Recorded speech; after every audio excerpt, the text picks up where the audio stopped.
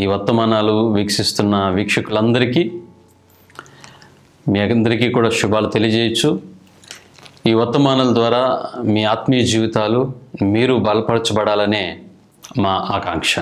ఈరోజు మీ మధ్య ఒక అంశాన్ని ఉంచి ప్రసంగించాలని ఆశపడుతున్నాను. ఏంటంటేది మనందరికీ నచ్చినది, మనందరికి ఇష్టమైన మాట. అదే ఆశీర్వాదము. ఆశీర్వాదము అనే మాట లేకుండా మన జీవితంలో ఒక్కరోజు కూడా గడవదు. ఎవరైనా ఒక దేవుని సేవకుడి దగ్గరికి వచ్చి ఏదైనా అడగాలనుకోండి, పాస్టర్ గారు నన్ను ఆశీర్వదించేలాగా ప్రార్థించండి అని అడుగుతాం. ఒకవేళ మీరే వ్యక్తిగతంగా ప్రార్థిస్తుకుంటున్నప్పుడు మీరు చేసే ప్రార్థనలోనే ఎక్కువ శాతం, అనగా 60-70% ప్రభువా నన్ను ఆస్వాదించు, దేవా నన్ను దీవించు, నా కుటుంబాన్ని దీవించు, నా బిడ్డలను దీవించు, నా వ్యాపారాన్ని ఆస్వాదించు అని మాటలు వాడకుండా ఏ ప్రార్థన కూడా ముగించాం. బట్ ఈ సమయంలో మనందరికి కావాల్సిన విషయం ఏంటంటే చాలా ప్రాముఖ్యమైనది ఆశీర్వాదం. అసలు ఆశీర్వాదం అంటే ఏంటి? ఆశీర్వాదము ఎలా ఉంటుంది? ఆశీర్వాదం పొందుకోవాలని ఆశపడుతున్నావే, మరి ఏ విధమైన ఆశీర్వాదం కావాలని ఈరోజు దేవుని అడుగుతున్నాను. ఈ అంశం మీదే ఈరోజు మీతో కొద్ది నిమిషాలు ముచ్చటించాలని నేను ఆశపడుతున్నాను, పరిశుద్ధాత్మ ప్రేరణ ద్వారా.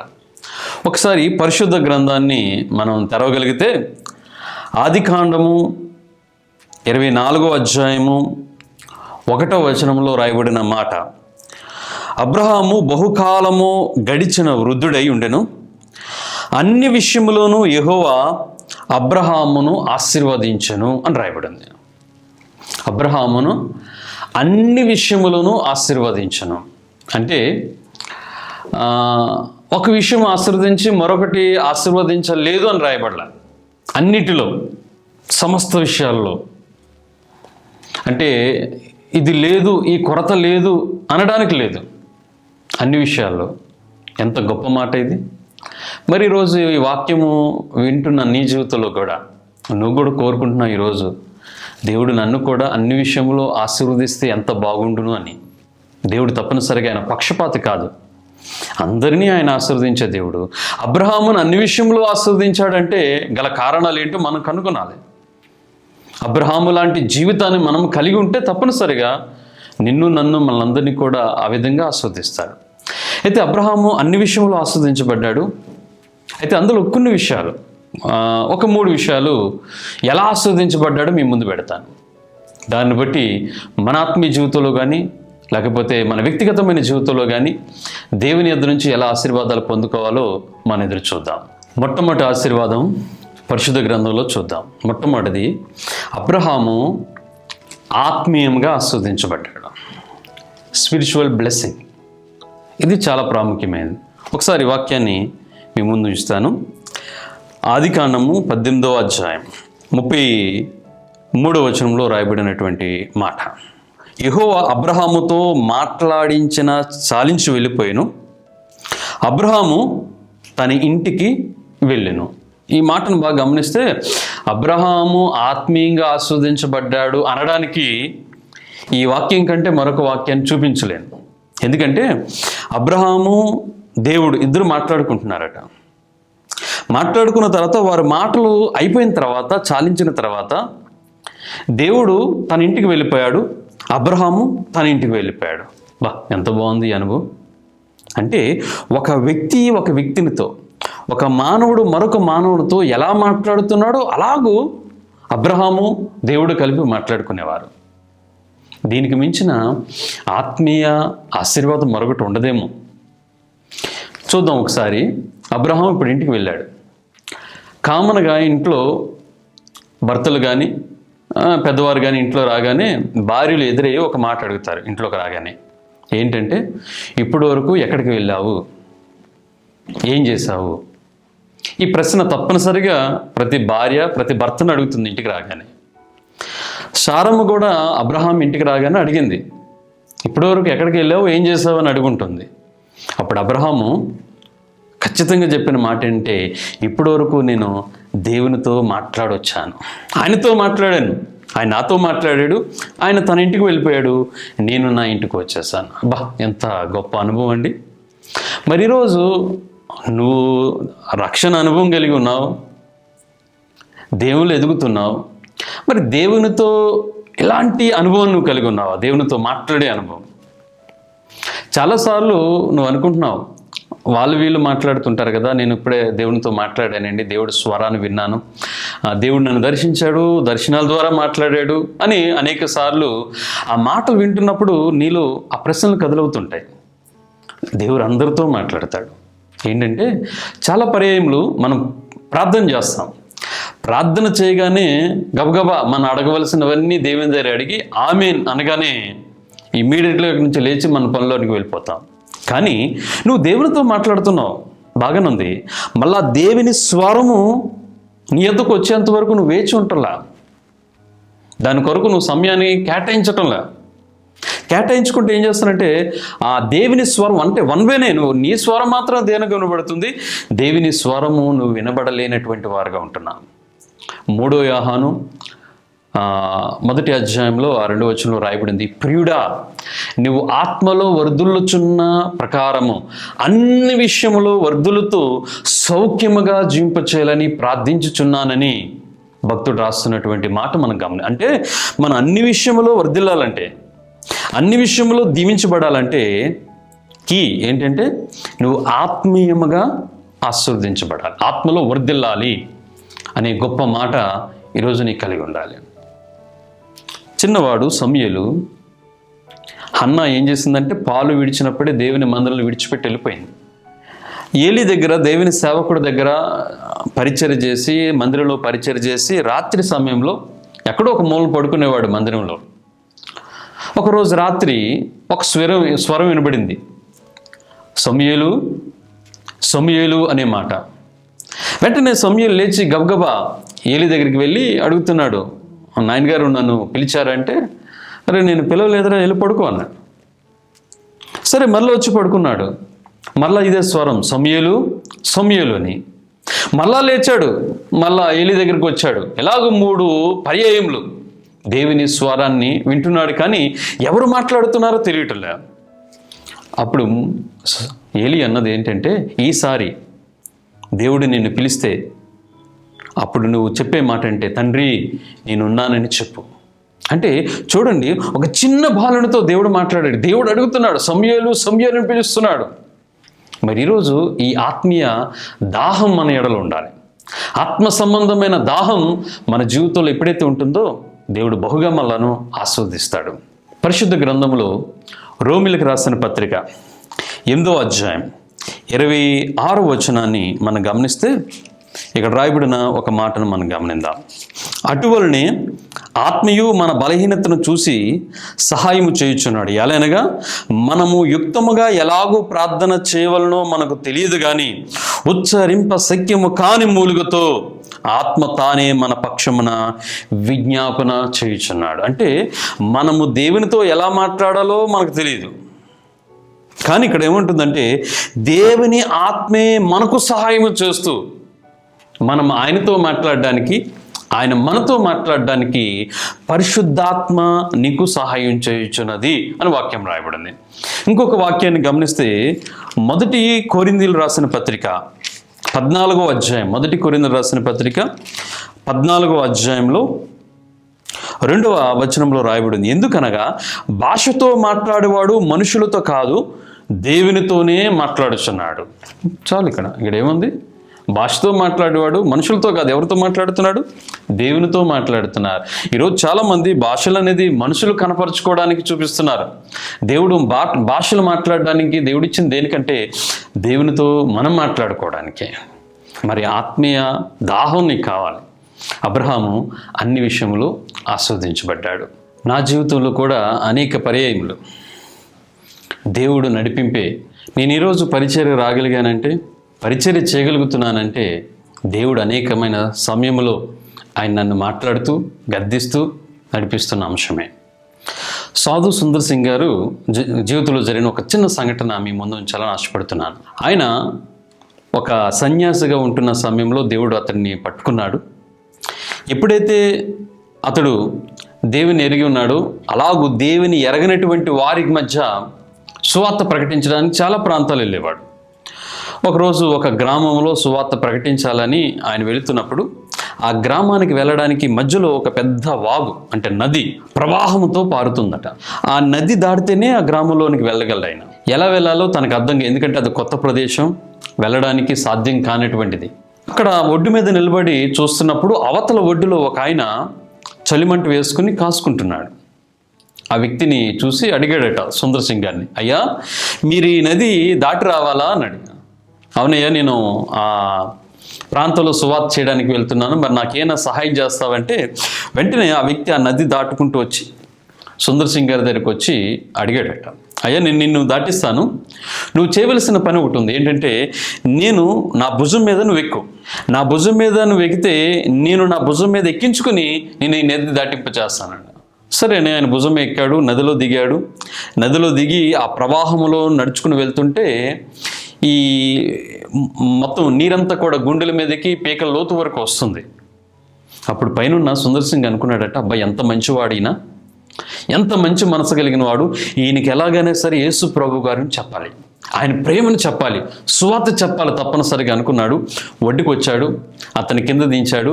వెంటనే సుందర్ సింగ్ తన బట్టలను పిండుకుంటున్నాడు, నేటితో ఉన్నట్టు బట్టలను పిండుకుని ఒకసారి కృతజ్ఞతలు చెల్లిందామని 2 చేతులు జోడించి ఆ వెనకున్న పెద్ద ఆయనకి కృతజ్ఞతలు చెల్లించడానికి వెనకకి తిరిగితే ఆయన అక్కడ లేడు, కనబట్ల. అది ఇప్పటివరకు నా పక్కన ఉన్నాడు కదా, కనబట్టలేదని గబగబా చూస్తే అప్పటి వరకు అక్కడ వేయబడినటువంటి చలిమంట ఉందే, అక్కడ ఆనవాళ్ళు కూడా లేదట. అంటే మంట వేసిన ఆనవాళ్ళు కూడా లేదు. అర్థమైంది, తను ఆ ఒడ్డు నుండి ఈ ఒడ్డుకు తీసుకొచ్చి నడిపించింది ఎవరో కాదు, నేను నమ్ముకున్న నా దేవుడే. Praise the Lord. ఎంత గొప్ప అనుభవం అండి ఆయన జీవితంలో సేవకుడిగా. నిజంగా ఆయన సాక్ష్యంలో ఈ భాగాన్ని చదివితే ఆయన పొందినటువంటి ఆత్మీయ దీవెని ఎంత గొప్పదో. ఈనాడు నీ జీవితంలో కూడా అబ్రహాము వలె అన్ని విషయంలో ఆస్వాదించబడాలి. నీవే కాదు, నీ కుటుంబం ఆస్వాదించబడాలి, నీ పిల్లలు కూడా ఆస్వాదించబడాలి. అబ్రహాము ఆస్వాదించబడ్డాడు అని చెప్పట్లేదు, కానీ అబ్రహాము తరం అనగా అబ్రహాము యొక్క పిల్లలు కూడా. ఇస్సాకు సంఘటనకు వద్దామండి. దేవుడు ఒకరోజు అబ్రహామును కోరాడు ఇస్సాకును బలిమ్మని. వెంటనే అబ్రహాం ఏం చేశాడంటే ఇస్సాకును తీసుకుని బలివ్వడానికి వెళ్ళాడు. ఈ కొండ కింద భాగంలో రాగానే తన పనివారును సమస్తాన్ని విడిచిపెట్టి తన ఇస్సాకును కొడుకుని మాత్రం పైకి తీసుకువెళ్తున్నప్పుడు కొడుకు అడుగుతున్నాడు ఇస్సాకు, నానా అన్నీ ఉన్నాయి కదా, కట్టెలు ఉన్నాయి, నిప్పు ఉంది, అన్నీ ఉన్నాయి, మళ్ళీ బలివ్వడానికి గొర్రె లేదంటే దేవుడే చూసుకుంటాడు అని పైకి తీసుకెళ్ళాడు. బాగా గమనించండి నేను చెప్పే మాట. పైకి తీసుకెళ్ళాడు, బలిపీఠాన్ని మలచిన రాళ్ళతో కట్టాడు, పైన కట్టెలు పేర్చాడు. ఇస్సాకు దిక్కులు చూస్తున్నాడు, ఎక్కడుంది గొర్రెపిల్ల, ఎక్కడుంది గొర్రెపిల్ల అని. వెంటనే అబ్రహాం ఏం చేశాడో తెలుసా, అమాంతంగా ఇస్సాకుని ఎత్తుకున్నాడు, ఆ బలిపీఠం మీద పడుకుని పెట్టాడు, ఒక తాడు తీసి గట్టిగా బిగించాడు.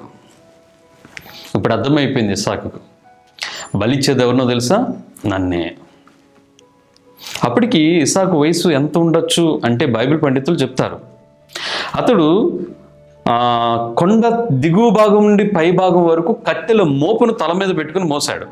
మామూలు విషయం కాదు. అంటే కొండ దిగువ భాగం నుంచి పై భాగం వరకు కట్టెల మోపు మోయాలంటే అది చిన్న పిల్లల వల్ల కాదు. అంటే సుమారు ఇస్సాకు వయసు అప్పటికి 20 సంవత్సరాలు ఉండొచ్చు, యవన ప్రాయంలోకి ఉండవచ్చు అనే అభిప్రాయం ఒకటి ఉంది. అయితే అప్పుడు అబ్రహాం వయసు ఎంత ఉండొచ్చు అంటే 120 సంవత్సరాలు, ముసలోడు. 20 సంవత్సరాల వయసు కలిగినటువంటి ఇస్సాకు ఈ తాళతో కడుతుంటే, నన్నే చంపుతారా నాన్న, నేను చంపుతాను పైకి రాలా. ఏం చేశారో తెలుసా, నా తండ్రి చేసే ఈ యాగంలో, నా తండ్రి ఇచ్చే ఈ బలిలో దేవుని చిత్తం అనగా దేవుడు ఏ విషయంలో నా తండ్రిని అడిగాడు కాబట్టి నా తండ్రి ఏ విషయంలో సమర్పణ చేశాడో అని చెప్పి ఇస్సాకు ఏం చేశాడంటే, ఈ ఒకే ఒక జీవితం, దేవుడు నాకు ఇచ్చిన ఈ ఒకే ఒక జీవితం దేవుని కొరకు నేను కూడా సమర్పణ చేస్తున్నానని ఆ బలిపీఠం మీద కళ్ళు మూసుకుని తలవాల్చి పడుకున్నాడండి. బా, ఎంత గొప్ప విశ్వాసం, ఎంత గొప్ప సమర్పణ. అబ్రహాం సమర్పణ చూస్తాం అక్కడ ఆ సందర్భంలో. కానీ అబ్రహాము ఆత్మీయంగా ఆస్వాదించబడ్డాడని చెప్పానే, అబ్రహాము కంటే తన కడుపును పుట్టినటువంటి ఇస్సాకు కూడా అదే ఆత్మీయ ఆశీర్వాదాన్ని పంచుకొని వెళ్ళాడండి. ఈనాడు నీ జీవితంలో ఏది పొందుకోవాలన్నా ఆత్మీయంగా ఆస్వాదించబడాలి. అందుకే ఇస్సాకు కానీ అబ్రహాం కానీ అనేకమైన దీవులు, 100 అంతలైన ఫలాలు వారు పొందుకున్నారు. వారు విత్తనం వేస్తే అది బహుగా ఫలించి నూరంతల కోత కోసినట్లుగా వాక్యంలో రాయబడి ఉందండి. అబ్రహాము ఏ స్థలములో అడుగు పెడతాడో ఆ స్థలము దేవుడు తనకు ఆశీర్వాదకరంగా అక్కడ అనేకుల మధ్య ఆస్తికర్తలుగా కూడా అబ్రహాం నిలబెట్టుకున్నాడు. సీక్రెట్ ఏంటో తెలుసా? అతడు ఆత్మీయంగా ఆస్వాదించబడ్డాడు. రెండవ ఆశీర్వాదం కుటుంబ ఆశీర్వాదం. అబ్రహాము కుటుంబంగా ఆస్వాదించబడ్డాడు. కుటుంబ పరంగా అనడానికి ఒక వాక్యం చూద్దాం. ఆదికాండము 24వ అధ్యాయము 34వ వచనం. అంతటా అతడిట్లనెను, నేను అబ్రహాము దాసుడను, యెహోవా నా యజమానిని బహుగా ఆశీర్వదించును గనక అతడు గొప్పవాడు ఆయను అని మాట రాయబడు. అంటే కుటుంబంగా అతడు ఆస్వాదించబడ్డాడు అనడానికి ఈ వాక్యం చక్కగా చూపించగలను. ఎలా అంటే, ఇప్పుడు ఇస్సాకు కొరకు వివాహం చేయడానికి ఎలియాజరు వచ్చాడు ఎతకడానికి. రెబెకా వారి కుటుంబం అబ్రహాము తరపునేమోని ఎలియాజరు కూర్చున్నారు. ఇద్దరు కామన్గా పెళ్లి చూపుల దగ్గర కూర్చున్నప్పుడు, పెళ్లి సంబంధాల దగ్గర కూర్చున్నప్పుడు మాట్లాడుకునే మాటలు ఎలా ఉంటాయి తెలుసా? గొప్పలు చెప్పుకుంటారు. మేము ఇలా ఉన్నామండి, మాకు ఎంత ఉందండి, ఆస్తులు ఉన్నాయి, బంధువులు ఉన్నారు, మా ఇంటి పేరట ఒక ఎమ్మెల్యే గారు ఉన్నారు, మినిస్టర్ గారు ఉన్నారు, ఇలా. ఎందుకంటే కామన్గా పెళ్లి సంబంధాలు, పెళ్లి చూపులు అంటే ఎక్కడ లేనివన్నీ గుర్తుకొస్తాయి. అయితే ఇప్పుడు అబ్రహాము కుటుంబం తరపున లేచి చెప్పాలి అబ్రహాం గురించి. ఎలియాజరు లేచి ఏమంటున్నాడు తెలుసా? యెహోవా నా యజమానిని బహుగా ఆశీర్వదించుడు కనుక, యెహోవా నా యజమానిని ఆశీర్వదించాడు కాబట్టి అతడు గొప్పవాడయ్యాడు. అంటే నా యజమానుడు జీరో, కానీ దేవుడైన యెహోవా నా యజమానిని ఆశీర్వదించేవాడు గొప్పవాడయ్యాడు. అంటే దేవుని ఆశీర్వాదం లేకుండా అతడు గొప్పవాడు కాలేదు. ఎంత చక్కని మాట. అంటే దేవుని ఆశీర్వాదం ఉంటే కుటుంబం ఎంత ఆశీర్వాదకరంగా ఉంటుందో ఇక్కడ కుటుంబపరమైన ఆశీర్వాదం. ఈరోజు మన జీవితంలో కూడా కుటుంబ ఆశీర్వాదం చాలా ప్రాముఖ్యమైనది. శాంతి లేక, నెమ్మది లేక, అసమాధానంతో, వ్యాధులతో రోజు కుటుంబంగా ఉంటున్నాం, కానీ భార్య భర్తల మధ్య సరైన అవగాహన లేకపోవడం, అసమాధానంతో నిండడం, పిల్లలకు తల్లిదండ్రులకు మధ్య విభేదాలు, ఇలాంటి రకరకాల సమస్యలతో సతమతమవుతున్న సమాజం మనది. కానీ ఆ కుటుంబం నిత్యమైన ఆనందము, సంతోషము, సమాధానము అబ్రహాము కుటుంబం వలె మన కుటుంబం కూడా ఉండును గాక. ఎందుకంటే అబ్రహాము కుటుంబ పరంగా అన్ని విషయాలు ఆస్వాదించబడ్డాడండి కుటుంబపరంగానే. ఈరోజు చాలామంది గొప్పవాళ్ళు అవ్వాలనుకుంటారు. ఆశ ఏంటంటే రాత్రికి రాత్రి గొప్పవాళ్ళు అవ్వాలనుకోవడం, నెల రోజులు గొప్పవాళ్ళు అవ్వడం అనుకోవడం, ఇలాంటివి ఉంటాయి. కానీ ఇక్కడ వాక్యం రాయబడింది, దేవుని వలన గొప్పవాడు అవుతే ఆశీర్వాదం ఎప్పటికి కూడా నిలిచుంటుంది. అక్రమంగాను, అడ్డద్వారుల్లోనూ గొప్పవారు అయితే ఆ ఇంట్లో శాంతి ఉండదండి, నెమ్మది ఉండదండి, ఎటువంటి ప్రతిఫలాలు కూడా పొందుకోలేని వారుగా ఉంటాం. ఈజీగా ఈ మధ్యకాలంలో చాలామంది కనబడుతుంటారు మనకి. కానీ అవి చూడండి, తర్వాత వాళ్ళని గమనించండి, వారి జీవితంలో ఏమేమి ఉంటున్నాయో. రోజు దేవుడు నిన్ను కూడా, నీ కుటుంబాన్ని కూడా గొప్పగా ఉంచాలని దేవుని ఆకాంక్ష అండి. ఈ వాక్యం ఏంటంటే నీ జీవితంలో కూడా నీ కుటుంబం కూడా ఆశీర్వాదకరమైన కుటుంబంగా ఉండాలి. ఒక రాజు ప్రార్థన చేస్తున్నాడు, సామాన్యమైన వ్యక్తి కాదు. చూడండి వాక్యం, 2 సమూయేలు గ్రంథము 7వ అధ్యాయము 29వ వచనం. దయచేసి నీ దాసుడనైన నా కుటుంబము నిత్యము నీ సన్నిధిలో ఉండునట్లుగా దాన్ని ఆశీర్వదించుము. యెహోవా నా ప్రభువా, నీవు సెలవిచ్చున్నావు, నీ ఆశీర్వాదమునందు నా కుటుంబము నిత్యము ఆశీర్వదించబడును గాక. బా, ఇక్కడ ఎవరు ప్రార్థన చేస్తున్నారంటే ఒక రాజు. అన్నీ ఉన్నాయి, అధికారం ఉంది, రాజ్యం ఉంది, ధన సంపదలు ఉన్నాయి, కావలసినటువంటి సైన్యం ఉంది, బలగం ఉంది, అన్నీ ఉన్నా దేవుని సన్నిధిలో కుటుంబ సమేతంగా తన భార్య, పిల్లలు అందరూ కూడా దేవుని సన్నిధిలోనికి వచ్చి ఏమని ప్రార్థన చేస్తున్నారు తెలుసా? దేవా, నా కుటుంబం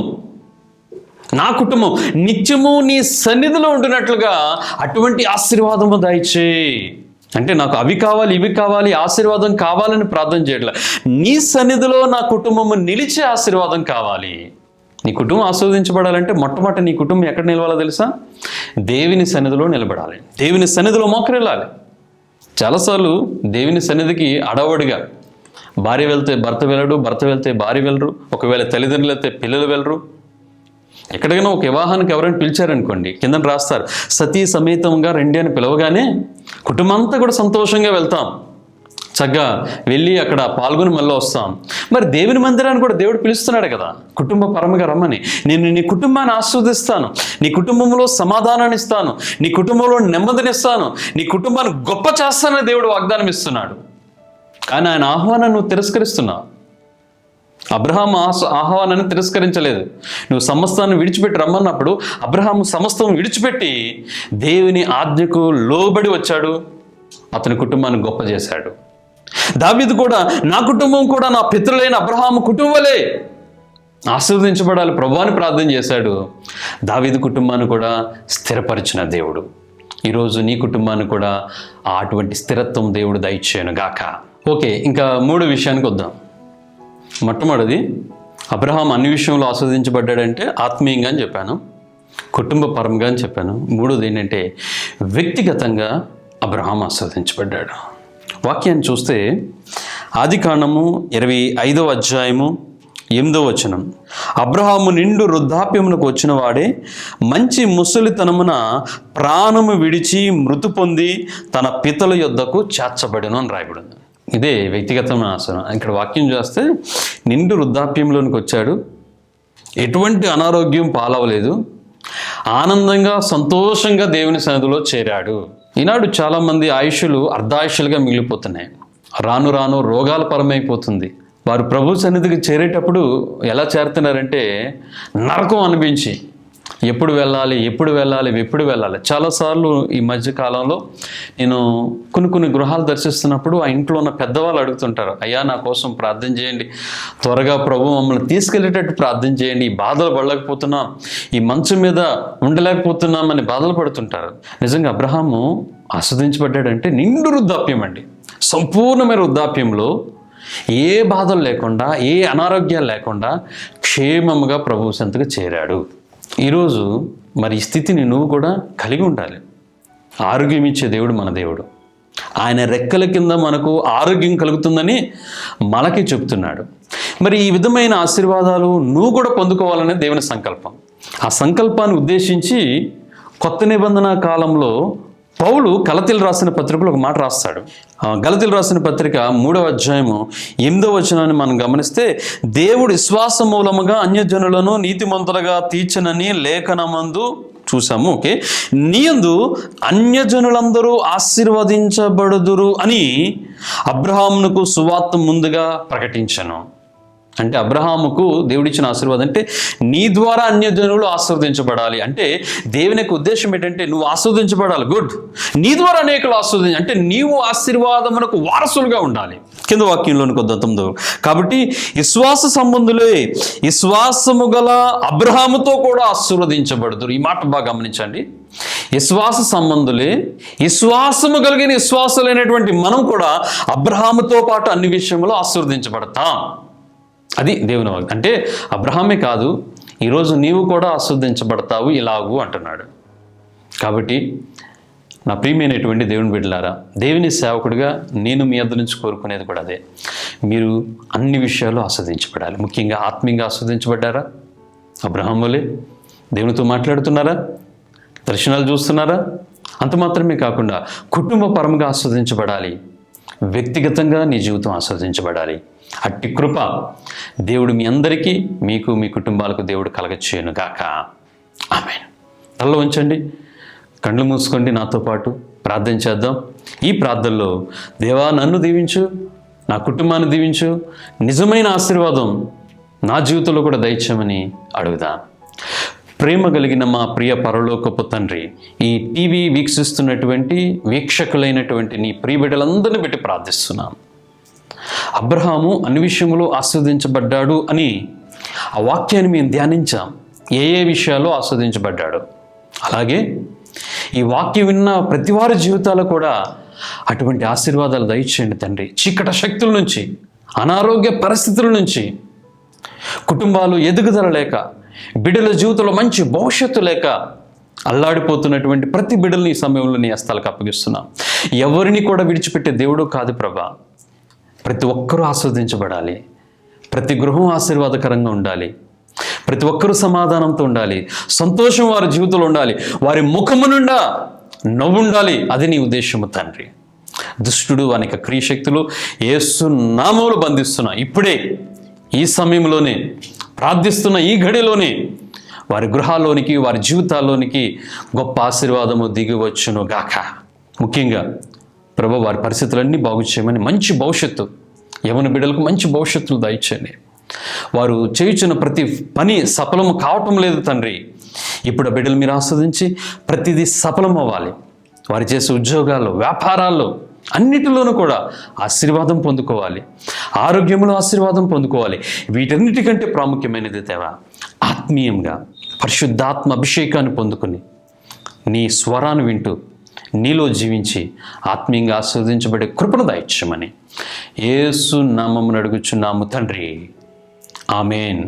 ఈ గెస్తెమనే ఎవాంజలికల్ మినిస్ట్రీస్ ద్వారా మరి పరిచర్య కొరకు ప్రార్థించండి, మా సంఘాల కొరకు ప్రార్థించండి. ముఖ్యంగా ఈ యొక్క వాక్యాల ద్వారా మీరు ఆస్వాదించబడితే తప్పనిసరిగా ప్రార్థన అవసరాలు కానీ మీ అవసరాలు కానీ మాకు తెలియజేయండి. God bless you. దేవుడు మిమ్మల్ని అందరినీ దీవించును గాక. ఆమేన్.